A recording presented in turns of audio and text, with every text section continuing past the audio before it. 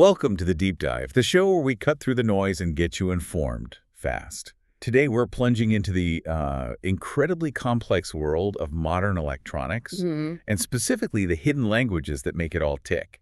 Right, we're talking about hardware description languages, HDLs. Exactly. And these aren't your typical software programming languages like, say, Python or Java. They're really specialized. Totally different beast. Yeah. They're text-based notations, yeah, but designed specifically to describe the behavior and structure of electronic systems. All the way from abstract ideas down to, like, individual logic gates. Precisely. They are the absolute bedrock for, automated analysis, simulation, and then ultimately the physical circuit implementation. Whether that's an IC, an integrated circuit, or an FPGA. Or an FPGA, a field programmable gate array, exactly.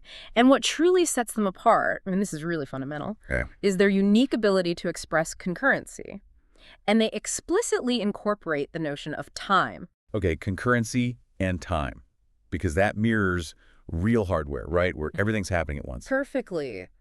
Countless components functioning simultaneously, not, one instruction after another, like in basic software. Right. And this wasn't just some minor technical detail. It was a huge shift in how digital systems were designed. Oh, massive. But around 2000, HDLs had pretty much replaced the old ways, like schematic entry. Which was often really cumbersome, drawing everything out. Exactly. So this wasn't just like a small step. It was a profound paradigm shift. Designers could work at a higher level, more behaviorally. Which drastically accelerated creating really complex systems, and you could verify them much better before building anything physical. Think about that leap from designing with maybe hundreds of transistors to thousands, even millions later on, all thanks to this jump and abstraction and automation. So our mission today is to really unpack the two dominant players in this field, Verilog and VHDL. The big two. Yeah. They might seem similar on the surface in what they do, but we're going to comprehensively compare their histories, their technical differences, nitty-gritty, the practical implications for designers like you, and, where they stand in the industry today. The goal really is to arm you with the knowledge to make an informed choice. Which one might be the best fit for your learning journey, or maybe your career path? Okay, so we've laid that groundwork.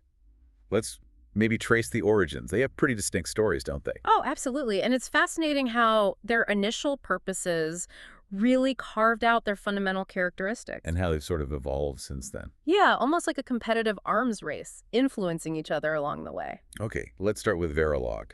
It's relatively recent, right? Late 83, early 84. That's right. Created by Prabhu Gal, Phil Morby, and Shilai Huang. And it began life as a proprietary language. Under automated integrated design systems, which became gateway design automation. Yep. And its focus was pretty straightforward back then. Just describing and simulating electronic circuits. Then came the big move. In 1990, Cadence Design Systems acquired Gateway. And that instantly made Verilog and its simulator Verilog XL the sort of de facto standard for, nearly a decade? Yeah, pretty much. But then came a really critical turn, didn't it, in 91? A pivotal moment. Cadence made a really smart strategic move. They transferred Verilog into the public domain. Under Open Verilog International, which is now Accelera. Why did they do that? Give up control. Well, it was a direct response to VHDL. VHDL was gaining traction as an open standardized language. So it was a competitive pressure. Open standards winning out. Exactly. It really underscored that advantage. Keep your language dominant by making it open. That is a bold move. And after that, it got standardized, right? Yeah. ILA 1364, 1995. Verilog 95. Verilog 95, yeah. And it's seen some key updates since. Verilog 2001 is a big one, still widely supported. What did that add? It brought in explicit support for signed nets and variables, which was important. Yeah. A generate and generate construct. Like VHDL has. Sort of, yeah.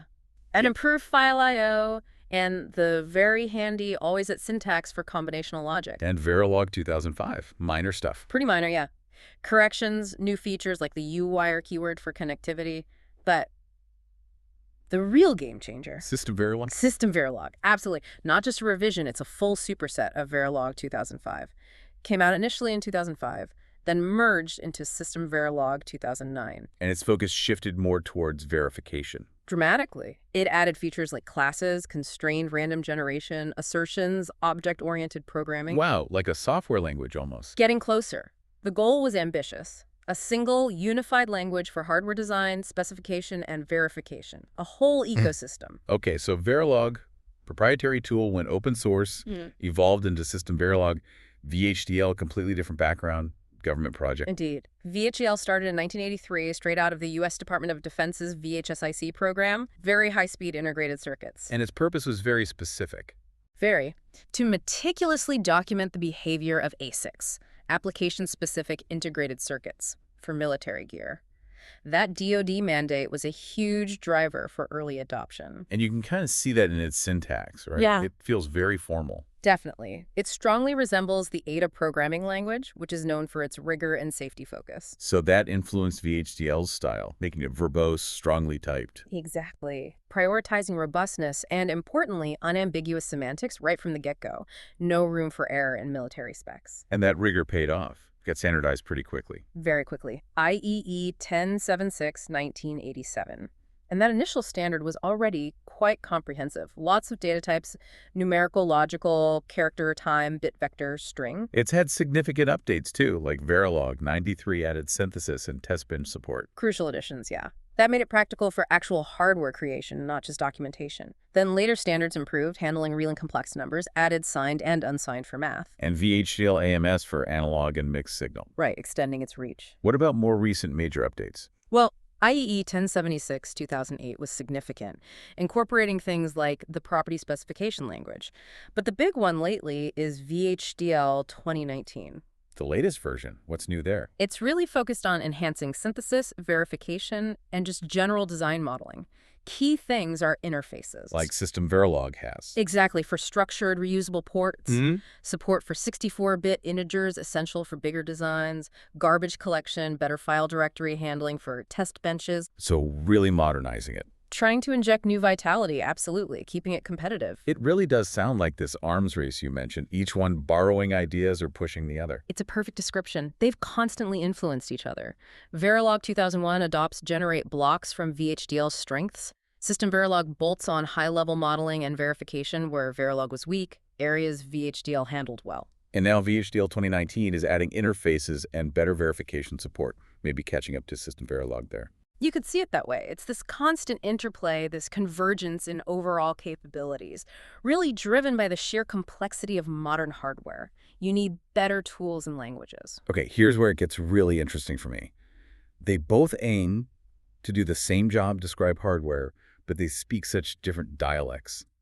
Let's dig into what makes them tick under the surface. Right. And if you connect this to the bigger picture, these differences in syntax and structure, they really define the core design philosophy of each language. They guide how you, as a designer, actually approach solving a problem. Let's start with typing. VHDL, influenced by Ada, is famous for being strongly typed. What does that actually mean in practice? It means very strict rules. You can't easily mix different data types, say an integer with a bit vector, or assign signals with mismatched widths without explicitly telling the compiler how to convert them. So if you make a mistake like that, the compiler catches it immediately, flags it as an error. VHDL forces you to be disciplined and very precise upfront. So it's like a safe language. Exactly. It catches a lot of potential bugs right at the compilation stage, which means if your VHDL code actually compiles successfully, there's a much higher chance it will work correctly later on.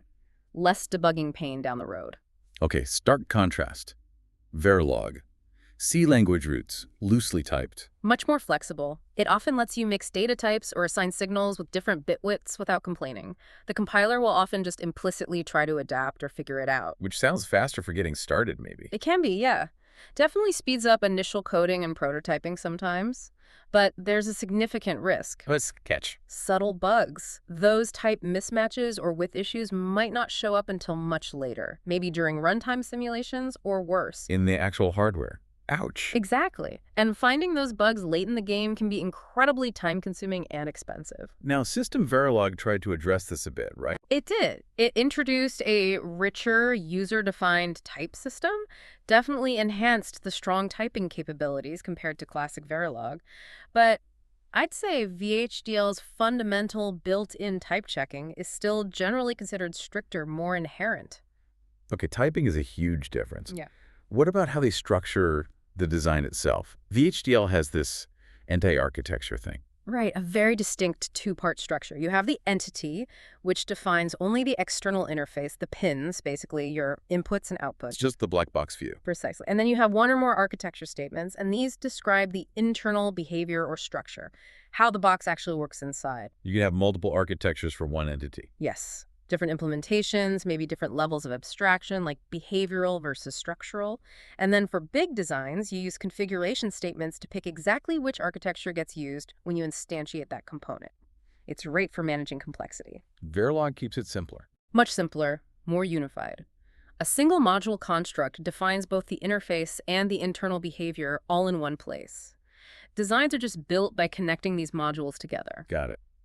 Now, concurrency. We said both are fundamentally concurrent. Absolutely key. Operations happen when inputs change, not necessarily in the order you write them down, unlike sequential software. How do they handle describing behavior within that concurrent world? VHDL uses process statements. Right. Process statements are for sequential behavior. Inside a process, you use familiar programming stuff like if-else loops. They're sensitive to specific signals, like a clock edge, making them ideal for flip-flops, state machines, that kind of sequential logic. And outside of processes, You have concurrent statements. These are for things like direct signal assignments, A and D and C, or instantiating other components. They describe simultaneous relationships. and Verilog's approach, always blocks. Always blocks serve a similar purpose to VHDL's processes. They contain procedural code that executes when signals in their sensitivity list change, used for both sequential and combinational logic description. And continuous assignments. Those are Verilog's way of doing concurrent combinational logic, like that A equal B and C example. They continuously evaluate the relationship between inputs and outputs. And System Verilog refined this. Yeah, System Verilog added specialized blocks like always come, always laugh, always slash. These are great because they explicitly state the intent. This block is purely combinational. This one models flip-flops. This one latches. Oh, they impose some rules. Exactly, semantic restrictions. They help prevent common mistakes, like accidentally creating latches when you meant combinational logic. It guides the designer. Okay. Data types and logic values. VHDL sounds much richer here. Definitely. It has a wider range of built-in types. Plus, it lets you define your own custom complex types, like enumerated types. Type state is idle leave, fetch, decode, or record types, which are like structs. And that 9-valued logic system, 0, 1, L, H, W, Z, U, X, hyphen. Why so many? It allows for incredibly detailed modeling of real-world signal states. Things like high impedance, Z, uninitialized, U, unknown X, weak signals, L, H, W.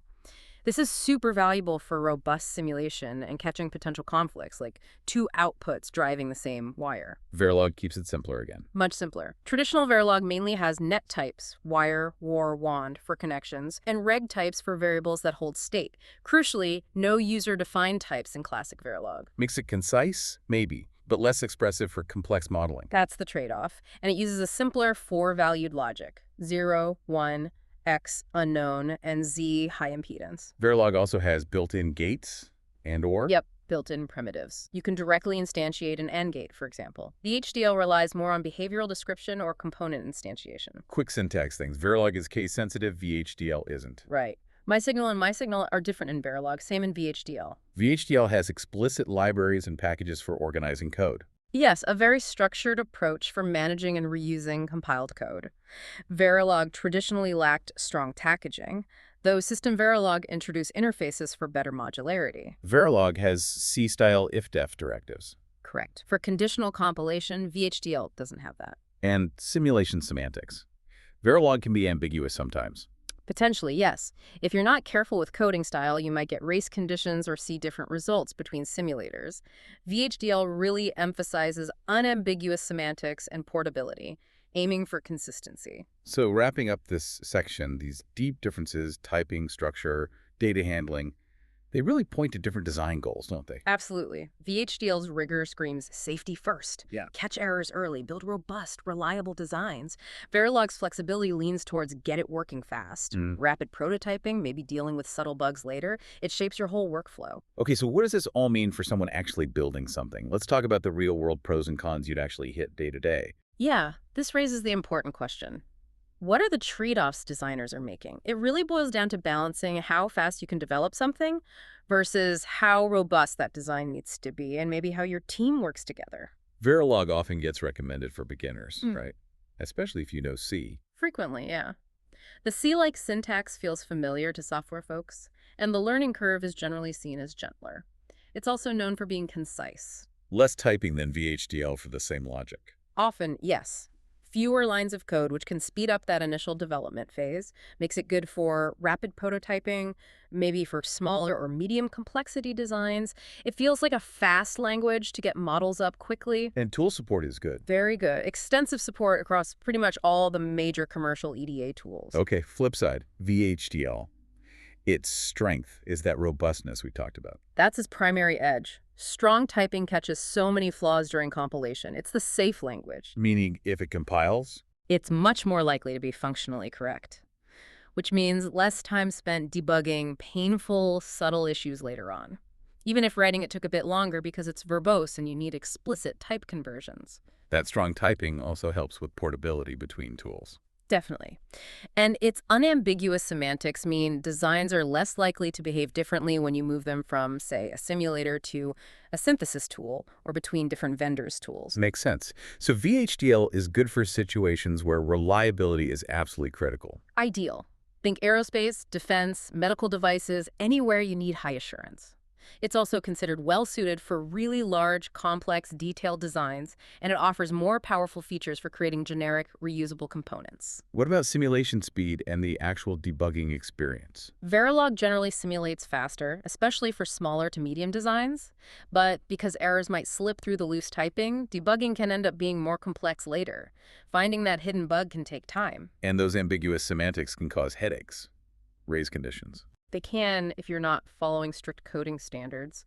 You might get different results on different simulators, which is not fun. VHDL might simulate slower on huge designs. Potentially, yeah. But its strong typing and error handling often streamline debugging because many problems just get caught up front by the compiler. You spend less time chasing weird simulation behavior. Though VHDL itself doesn't have built-in simulation control commands like Verilog sometimes does. Readability and long-term maintenance. Verilog's conciseness can be a double-edged sword. It can. Quick to write, maybe, but sometimes harder to read and understand later, especially as designs get bigger and more complex. The structure isn't always as explicit. You mentioned technical debt earlier. Yeah, that dense legacy Verilog code.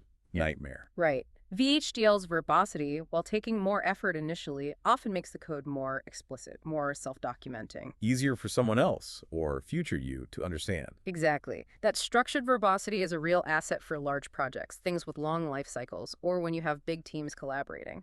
It helps manage that technical debt. Okay, so we've got the technical deep dive. But what about out there in the real world? Where are these languages actually used? Industry, geography. This is fascinating because the picture isn't simple at all. Adoption is really quite segmented, and understanding these segments is crucial if you're planning a career in hardware design. You sometimes hear that Verilog is just generally more common, like maybe 80% of designs? Yeah, you hear that number, but it might be skewed.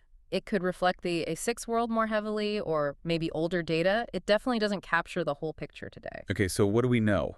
FPGAs, for instance. For FPGAs, recent studies, like from 2022, actually show VHDL remaining the most popular choice. Really? More than Verilog? For FPGA design, yeah. About 65% reported using VHDL versus 58% for Verilog and 24% for system Verilog. Note that percentages can add up to more than 100% because people often use multiple languages. And for FPGA verification? VHDL still leads there too, 56% usage. Verilog and system Verilog were both around 32%. Interesting. And geographically? Clear regional preferences show up.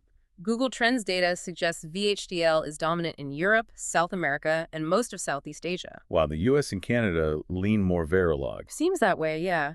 And the defense sector historically has been a VHDL stronghold, tying back to its DoD origins and focus on reliability. What about academia versus open source?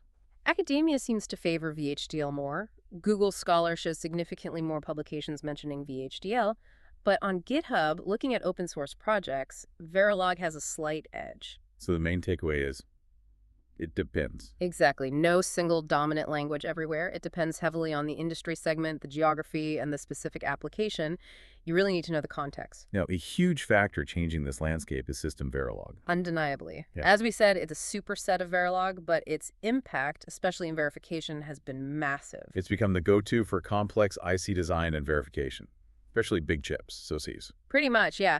And a key reason is its synergy with UVM, the Universal Verification Methodology. UVM is built on System Verilog. Yeah. Correct. UVM uses System Verilog's advanced features, OOP, constrained randomization, assertions, coverage, to build these incredibly powerful, reusable test environments. It's revolutionized verification. Made it possible to actually verify these massive, complex chips. Enabled early bug detection on a scale that wasn't feasible before.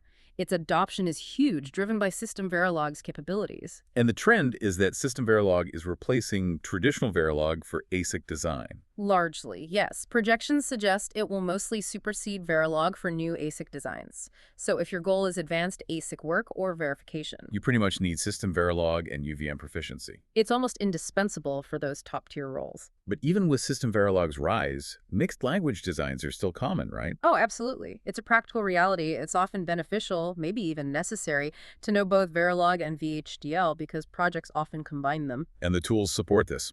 Simulators can handle both at once. Yes, major commercial simulators like ModelSim QuestaSim, Gelinx's XSim, Cadence's NCSim, they all have robust mixed language capabilities. Verilog, VHDL, System Verilog, even System C often. Which gives teams flexibility. Use old VHDL IP with new Verilog blocks. Exactly. Leverage existing IP, or just pick the best language for a specific part of the design. While you could technically translate code, say VHDL to Verilog, It's manual, error-prone, needs re-verification. Not ideal. not usually the best path, no. Better to work in a mixed environment if needed. Okay, it's clearly not just about the language itself. The tools, the ecosystem, the community, they make a huge difference. Precisely. And this brings up a really important question for anyone learning. How easy is it to get access to tools? What kind of support can you expect? The commercial tool world is dominated by the big three, right? Synopsys, Cadence, Siemens EDA. Yep. They provide these massive, comprehensive tool suites for the whole IC design flow. Cadence, having bought Verilog's originator, has tools like NCSim. Synopsys has VCS and DC Compiler. Siemens EDA has ModelSim QuestaSim. And these tools generally support both languages. They do, especially for mixed language simulation.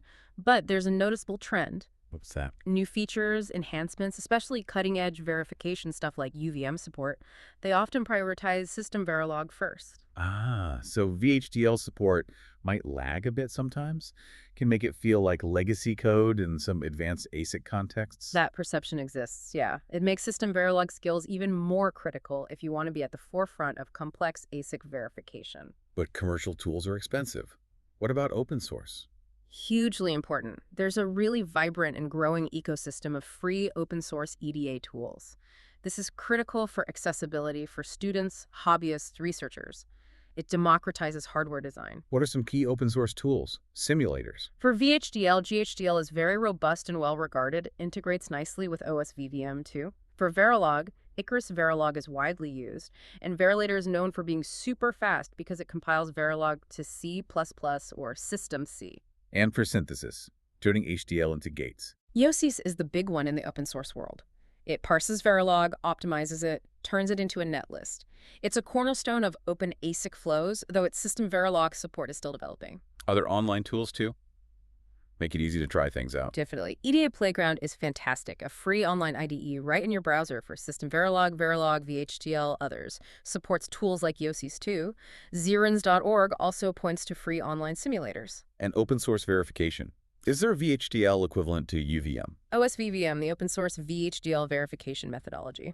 It aims to provide VHDL users with advanced verification features like transaction-based testing, constrained random generation, scoreboards capabilities comparable to System Verilog UVM. Is it used much? Quite a bit, actually. Around 28% of the FPGA market reported using it for VHDL verification in that 2022 survey. It's a serious contender. So plenty of tools, both commercial and open source. What about learning resources and community? Both languages have extensive resources, tons of websites, ChipVerify, LearnHDL, VHDL Wiz, Doulos, plus commercial training from vendors and community platforms. GitHub, forums, online courses. Yeah, GitHub repos act as guides. Platforms like Coursera, Udemy have structured courses. There's a lot out there for both. Does the community lean one way? The open source community seems to slightly prefer Verilog, maybe because of tools like Yosys being Verilog-centric initially, but both have huge, active, global user bases. You'll find help for either. Okay, it's clear these languages are not static. They're evolving. Yeah. So what's on the horizon? What should you, our listener, be keeping an eye on? Yeah, this brings up the big question. Hardware complexity keeps skyrocketing. How will the tools and methods keep up? It really signals a future where verification just becomes even more critical, maybe the dominant part of the design cycle. System Verilog seems set to continue evolving as that unified language, especially for verification.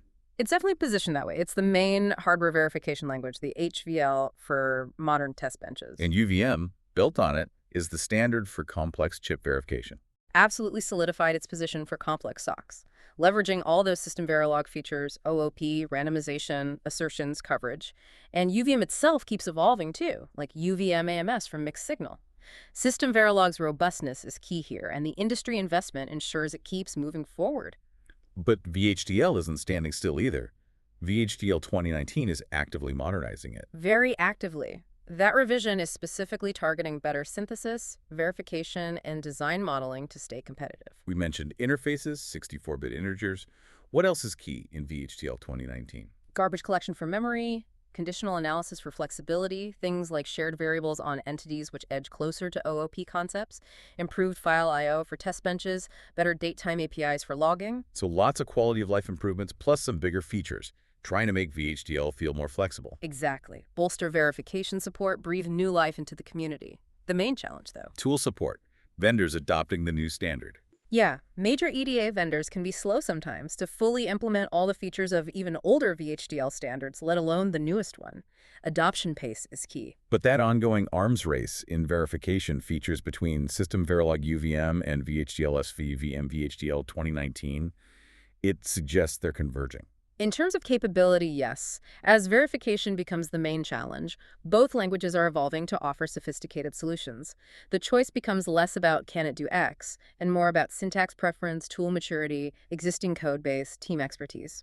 Are there completely new ways of describing hardware emerging too, beyond Verilog and VHDL? Definitely. There's a constant push towards higher levels of abstraction. High-level synthesis, HLS, is a big one. Writing in C or C++ and having it synthesized to hardware. Exactly. Letting designers use familiar software languages. And there's another trend, borrowing ideas from modern software languages. Like using Python. Sort of. Implementing hardware description as domain-specific languages, DSLs, embedded within Python. Think approaches like Chisel, PRTL, MyHDL. They offer more programmatic ways to build hardware. Almost like writing software that generates the hardware description. Precisely. And then there's AI, large language models. LM is writing Verilog or VHDL. Being explored, yeah. They can help with learning, generate code snippets, maybe even optimize or document code, but they need specific training. They don't know these newer HDLs like just as well yet. Often not, due to less training data. There are efforts to create tools like HDL Agent to improve LM performance for HDLs, and custom Verilog datasets have shown promise. So the future might involve less direct manual coding in Verilog VHDL. They become compilation targets. It's looking that way for large parts of designs, potentially. Higher-level tools, maybe AI agents, generate the Verilog or VHDL.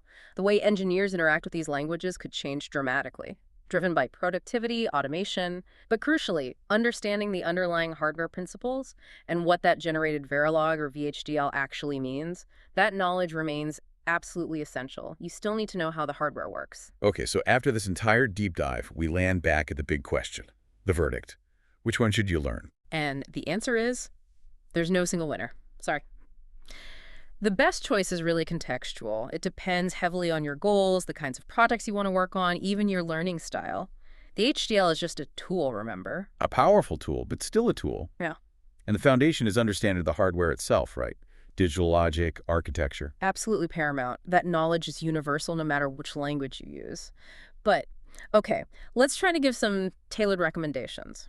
For general purpose, maybe entry-level digital design. Verilog often gets the nod, or maybe jumping straight to System Verilog, especially with a C software background. Yeah, the learning curve seems gentler, syntax is concise, good for getting started quickly, prototyping, maybe lower to medium complexity stuff. VHDL, steeper curve. Generally, yes. Verbosity, strong typing takes more getting used to. But that rigor forces good habits. A really deep, explicit understanding of what you're building can be invaluable long-term. What about specifically for ASIC design engineers? System Verilog is increasingly the preference, often the dominant choice for complex ASICs now, because of its features and that tight UVM integration. Plus, lots of third-party IP comes in Verilog or System Verilog. VHDL still used in ASICs, but less for new designs. Less common for brand new, cutting-edge ASIC starts compared to System Verilog, though mixed language is always an option if you have legacy VHDL blocks. Okay, shift gears. FPGA engineers. Different story there. Bit different, yeah. As the survey showed, VHDL is still the most popular for FPGA design and verification overall, especially strong in Europe, Southeast Asia. But Verilog and Verilog are widely used too, especially US-Canada, open source. Absolutely. So for FPGA engineers, the best advice is often Learn both. honestly, yes. Being proficient in both VHDL and Verilog System Verilog significantly broadens your job opportunities in the FPGA space because you will encounter mixed language projects or IP in either language. Makes sense. What if you want to be a verification specialist? That seems clearer cut. Much clearer. System Verilog plus UVM. It's the undisputed leader, the industry standard for advanced functional verification. If you want a top-tier verification job at a major semiconductor company, those skills are critical. Unless you're in a purely VHDL environment. Right. If the design team uses VHDL exclusively, then VHDL plus OSVVM is your powerful open-source alternative for verification. It provides comparable capabilities. And for academia, research, hobbyists. Learn whatever interests you, or both. Academia uses more VHDL. Open source hardware often uses Verilog System Verilog. But the great open source tools, GHDL, Icarus Verilog, Yosis, EDA Playground, make learning either or both totally accessible without spending a fortune. The key thing to remember is that hardware design is incredibly dynamic. New features in VHDL 2019, System Verilog's evolution, those Python-based HDLs, AI assistants. The landscape is constantly shifting. And knowing one HDL makes learning another easier. Significantly easier because the fundamental hardware concepts are the same. So continuous learning, adaptability, those are your real superpowers in this field. So to wrap up, our HDL Showdown doesn't give us one knockout winner. Instead, we see two powerful, evolving languages. VHDL, strong, robust, great for high assurance, still king in many FPGA areas. System Verilog, concise, dominant and complex ASICs, the powerhouse for advanced verification with UVM. And the reality on the ground is nuanced. Segmented adoption, lots of mixed language designs leveraging the strengths of both. Commercial tools might lean System Verilog for the cutting edge, but open source provides amazing access and innovation for both languages. Looking ahead, that arms race continues, especially in verification. But bigger shifts are coming too, with higher level synthesis and AI changing how engineers even interact with these foundational languages. But ultimately, while the language choice matters for your specific path, your most valuable asset is that deep understanding of digital design principles. Learn one HDL well, the other becomes easier. And in this field, never stop learning. That adaptability is key. So thinking about everything we've covered, what aspect of this deep dive stands out to you as most impactful for your own journey?